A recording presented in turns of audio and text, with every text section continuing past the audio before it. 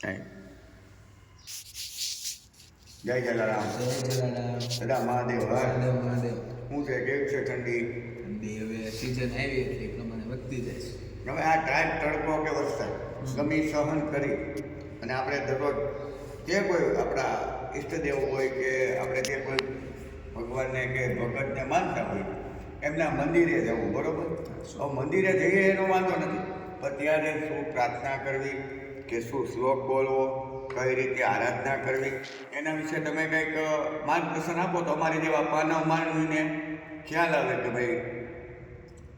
ચોક્કસથી પેલી વસ્તુ કે અમારા જેવા માનવી નહીં, ભગવાનને મંદિરે જે દરરોજ જતા હોય ને મહાન જ માનવી હોય, એમાં કોઈ શંકાનું સ્થાન નથી. બીજી વાત, આપણે પ્રશ્ન પૂછો કે કેવી પ્રાર્થના કરવી જોઈએ, તો દાખલા તરીકે તમે ઘણા કથાકારો, ઘણા બધા વિદ્વાનો કહેતા હોય છે, એ જ રીતે સાંભળ્યું છે, વાંચ્યું છે કે હનુમાન દાદાના મંદિરે જઈએ આપણે હનુમાન ચાલીસા બોલવી જ જોઈએ, પણ હનુમાન દાદાની ડેરી અથવા મંદિરે જઈને રામ રામ હનુમાનજી એમ ખાલી કહી તો જુઓ, કેટલા ખુશ થશે. એની પાસે તમારે કંઈ માંગવું નહીં પડે, કેવું નહીં પડે. રામ રામ હનુમાનજી, જય શ્રી રામ, સીતારામ એવું બોલીને હનુમાન ચાલીસા, હનુમાન દાદાના 12 નામ એવું બધું બોલી તો પછી જો 21 દિવસ કે મહિનો દિવસ તમારા જીવનમાં સુખ શાંતિ સમૃદ્ધિ આવે. બીજો એક મંત્ર છે કે કવન સો કાજ કઠિન જગ માહી, જો નહીં હોય તાત તુમ પાહી.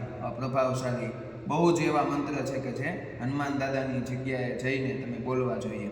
જલારામ બાપાને મંદિર આવો ત્યાં પણ સીતારામથી શરૂઆત કરવી જોઈએ, કેમ કે એમને રામ ભગવાનનું મર્યાદા પુરુષોત્તમ ભગવાનનું રામનું નામ ખૂબ પ્રિય છે. એવી જ રીતે કૃષ્ણ ભગવાનના મંદિરે જાઓ તો રાધે રાધે એવું બોલવું જોઈએ, કેમ કે એમને એમના નામ કરતાં એમના પ્રિય વ્યક્તિનું નામ ખૂબ પ્રિય હોય છે.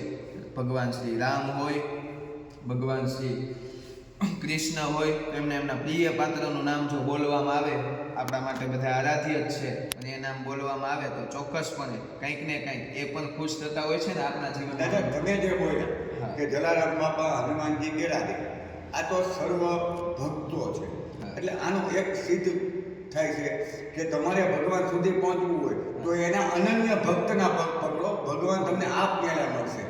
100%. પછી તમે જે હનુમાનજી વિશે બોલ્યા તો એમાં સુંદરકાંડની અંદર એક સોપાઈ છે કે જે હનુમાનજીને અતિ પ્રિય છે.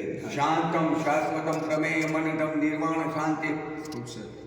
એ સોપાઈ બોલવાથી પણ એ વાત સાચી છે, પણ કદાચ તમારે એટલું બધું મંદિરે ન હોય પણ સવારે તમે જઈને ખાલી રામ રામ હનુમાનજી બોલો ને ત્યાંથી જ એની એમ આમ અંદરથી કેમ આમ અત્યંત ખુશી થાય. રામ શબ્દ જન્મ અને મૃત્યુ બે વખતે બોલાતો આવ્યો છે અને બોલાતો રહે છે, એવી મારી માન્યતા છે. કારણ કે રામ એનું ઊંધું કરો એટલે મરા, જે જન્મો છે એ મૃત્યુ પામવાનો છે, અને બે વખતે રામ શબ્દનો ઉપયોગ ચોક્કસ થવાનો છે. 100%. ચોક્કસપણે તમે એટલા આધ્યાત્મિક છો, તમે મંદિરે જાઓ છો અને ભગવાન પ્રત્યે એટલું જાણો છો, એ ખૂબ મહત્વની બાબત છે.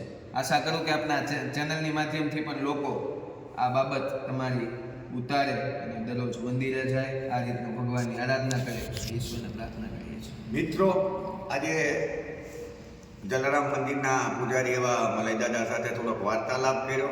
આપણે તો એક સામાન્ય વ્યક્તિ છીએ, આપણને કોઈ એવું જ્ઞાન ન હોય, પોતે બ્રાહ્મણના દીકરા છે અને એક સારા એવા કવિ છે કે જેઓ પોતાનું સ્ટેજ સંચાલન પણ કરી શકે છે કોઈ પણ જગ્યાએ.